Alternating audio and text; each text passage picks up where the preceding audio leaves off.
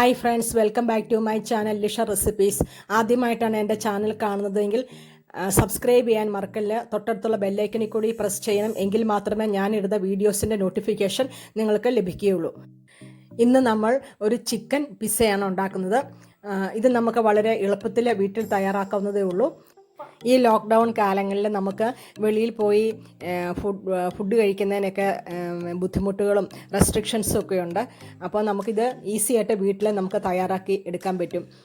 കുട്ടികൾക്കും മുതിർന്നവർക്കും ഒരുപോലെ ഇഷ്ടപ്പെടുന്ന ഒന്നാണ് പിസ്സ. അപ്പോൾ നമുക്കിത് എങ്ങനെ തയ്യാറാക്കാം എന്ന് നോക്കാം. ഇവിടെ 5 കപ്പ് മൈദയ്ക്ക് ആവശ്യമായ ഇൻഗ്രീഡിയൻസ് ആണ് ഞാനിവിടെ എടുക്കുന്നത്. ആദ്യമേ നമുക്ക് ഈസ്റ്റ് ചെറു ചൂടുവെള്ളത്തിൽ കലക്കി വെക്കണം. അത് ഇൻസ്റ്റൻറ്റ് ഈസ്റ്റാണ് ഞാനിവിടെ എടുത്തിരിക്കുക. അത് 2.5 ടീസ്പൂൺ ഈസ്റ്റാണ്. അതിന് 4 ടേബിൾ സ്പൂൺ ചെറു ചൂടുവെള്ളം നമ്മൾ എടുക്കണം. ഇവിടെ ഇൻസ്റ്റൻറ്റ് ഈസ്റ്റ് ഉപയോഗിച്ചിരിക്കുന്നുണ്ട്. 10 മിനിറ്റ് മതി അത് പൊങ്ങി വരാനായിട്ട്. ഏത് ഈസ്റ്റ് വേണമെങ്കിലും ഉപയോഗിക്കാം. വലിപ്പമുള്ള തരിയുള്ള ഈസ്റ്റ് വേണമെങ്കിലും ചേർക്കാം. ഇത് പൊങ്ങി വരുന്നതിൻ്റെ ആ സമയത്തിലുള്ള മാറ്റങ്ങൾ മാത്രമേ ഉള്ളൂ. ഇനി ഇതിലേക്ക് 1/2 ടീസ്പൂൺ പഞ്ചസാരയും കൂടെ ചേർത്ത് നന്നായിട്ട് ഇളക്കി യോജിപ്പിച്ച് മാറ്റി വയ്ക്കുക.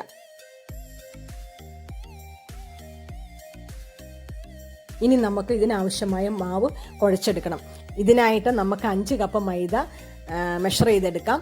മെഷർമെൻറ്റ് കപ്പിനാണ് ഞാനിത് എടുത്തിരിക്കുന്നത്. എലൈറ്റിൻ്റെ മൈദയാണ് ഞാൻ യൂസ് ചെയ്യുന്നത്. നമുക്ക് ഏത് ബ്രാൻഡ് വേണമെങ്കിലും യൂസ് ചെയ്യാം.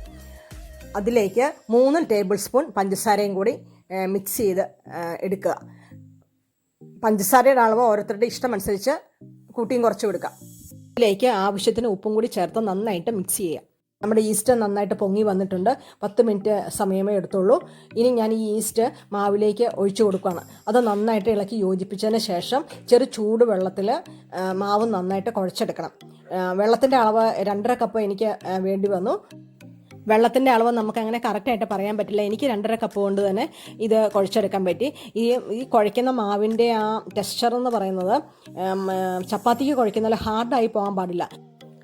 ഇത് കയ്യിൽ ഒട്ടിപ്പിടിക്കാൻ പാകത്തിന് വേണം നമ്മൾ കുഴച്ചെടുക്കാൻ. അതായത് ഒരുപാട് ഹാർഡായിട്ട് നമ്മൾ ടൈറ്റായിട്ട് നമ്മൾ കുഴച്ചെടുക്കല്ലേ. ഇത് നന്നായിട്ട് കുഴച്ചതിന് ശേഷം ഒരു നനഞ്ഞ തുണി നന്നായിട്ട് പിഴിഞ്ഞ് ഇത് കവർ ചെയ്ത് വെക്കണം.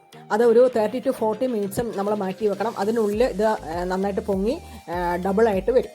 ഇതിലേക്ക് ആവശ്യമായ പിസ്സ സോസ് നമുക്ക് തയ്യാറാക്കാം. അതിലേക്കായിട്ട് ഒരു പാൻ സ്റ്റവിൽ വെച്ച് നമ്മൾ ചൂടാക്കുക. അതിലേക്ക് എണ്ണ ഒഴിക്കുക. അതിലേക്ക് ഒരു 6 വെളുത്തുള്ളി ഞാൻ ചെറുതായി അരിഞ്ഞു വെച്ചത് ഉണ്ടായിരുന്നു. അത് ഞാൻ ഇതിലേക്ക് ഇട്ട് കൊടുത്തു. അത് നന്നായിട്ട് വഴന്ന് വരുമ്പോഴേക്കും പിന്നെ ഇതിനാവശ്യമായത് ഒരു സവോള, 2 ടൊമാറ്റോ. അത് വലിപ്പമുള്ളതാണെങ്കിൽ 2, വലിപ്പം കുറഞ്ഞതാണെങ്കിൽ ഒരു 4 എണ്ണം ആവശ്യമുണ്ട്. അതും ചെറുതായിട്ട് ചോപ്പ് ചെയ്ത് ഇത് രണ്ടും കൂടി ഞാൻ ഈ എണ്ണയിലേക്ക് ഇട്ട് കൊടുക്കുകയാണ്. അത് നന്നായിട്ട് വഴന്ന് വരണം.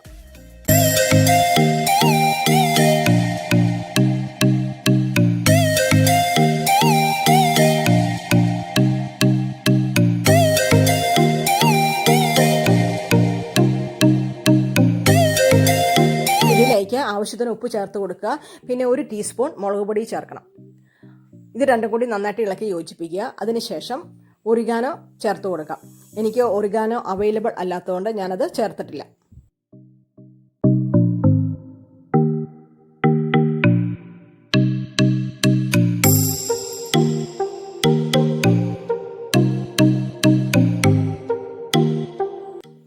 ഇത് നന്നായിട്ട് വഴന്ന് വന്നിട്ടുണ്ട്. ഇനി നമ്മൾ സ്റ്റൗ ഓഫ് ചെയ്യുക. ഇത് ചൂടാറാനായിട്ട് മാറ്റി വെക്കണം. ചൂടാറിയതിന് ശേഷം മിക്സിയുടെ ബൗളിലിട്ട് നന്നായിട്ട് അരച്ചെടുക്കണം. ചൂടാറിയിട്ടുണ്ട്. അങ്ങനെ അരച്ചെടുത്തുകൊണ്ട് വന്ന മിശ്രിതമാണിത്. ഇനി ഇതിലേക്ക് 3 ടേബിൾ സ്പൂൺ ടൊമാറ്റോ സോസ് ചേർത്ത് നന്നായിട്ട് മിക്സ് ചെയ്ത് എടുക്കുക.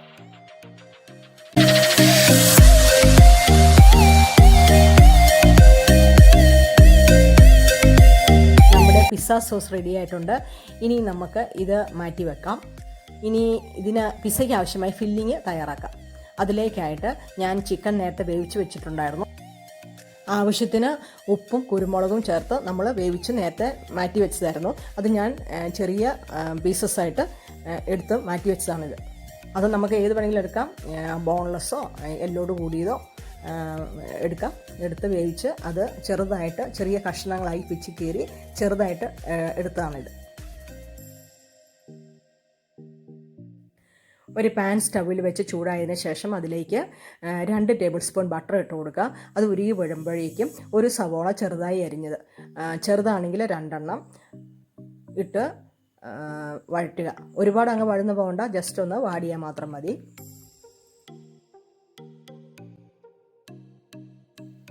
അത് കഴിഞ്ഞ് ഒരു ക്യാരറ്റ് ഇതുപോലെ തന്നെ ചെറുതായിട്ട് ചോപ്പ് ചെയ്ത് വെച്ച് ഇട്ട് കൊടുക്കുക. അതും ഇളക്കി നന്നായിട്ടൊന്ന് യോജിച്ചതിന് ശേഷം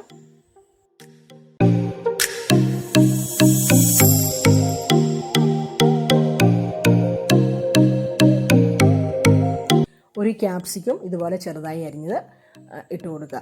അപ്പോൾ നമ്മൾ ഒരു സവോള, ഒരു ക്യാരറ്റ്, ഒരു ക്യാപ്സിക്കം ഇത് 3 കൂടി നന്നായിട്ട് ഇളക്കി യോജിപ്പിക്കുക. ഒരുപാട് വഴന്നു പോകണ്ട, ഒരു ഹാഫ് കുക്ക്ഡ് ആയാൽ മതി. പിന്നെ ഇതിലേക്ക് ചിക്കൻ നമ്മൾ പിച്ചിക്കറി വെച്ചത് ഇട്ട് കൊടുക്കുക. ഇതാണ് ഇതിൻ്റെ നമ്മുടെ പിസ്സയുടെ ഫില്ലിങ്. ഇനി ഇതിലേക്ക് 1 ടീസ്പൂൺ കുരുമുളക് പൊടി ചേർത്ത് കൊടുക്കണം. നമ്മൾ ചിക്കൻ ഓൾറെഡി കുരുമുളക് ചേർത്താണ് ഞാൻ വേവിച്ചത്. അപ്പം ആവശ്യത്തിന് കുരുമുളക് പൊടി, അത് ഓരോരുത്തരുടെ ടേസ്റ്റ് അനുസരിച്ച് കൂട്ടിയും കുറച്ചും കൊടുക്കാം. അത് കഴിഞ്ഞിട്ട് ആവശ്യത്തിന് ഉപ്പ്, ഇത്രയും ചേർത്ത് നന്നായിട്ട് ഇളക്കി യോജിപ്പിക്കുക. ഫില്ലിങ് നമ്മുടെ റെഡിയായി കഴിഞ്ഞു. ഇനി നമുക്ക് വൈറ്റ് സോസ് ഉണ്ടാക്കാം. അതിലേക്കായിട്ട് ഒരു പാൻ എടുക്കുക. അതിലേക്ക് 1/4 കപ്പ് ബട്ടർ ചേർത്ത് കൊടുക്കുക. അത് ഉരുകി വരുമ്പോഴേക്കും ഇനി ഇതിലേക്ക് 2 ടേബിൾ സ്പൂൺ മൈദ ചേർത്ത് കൊടുക്കുക.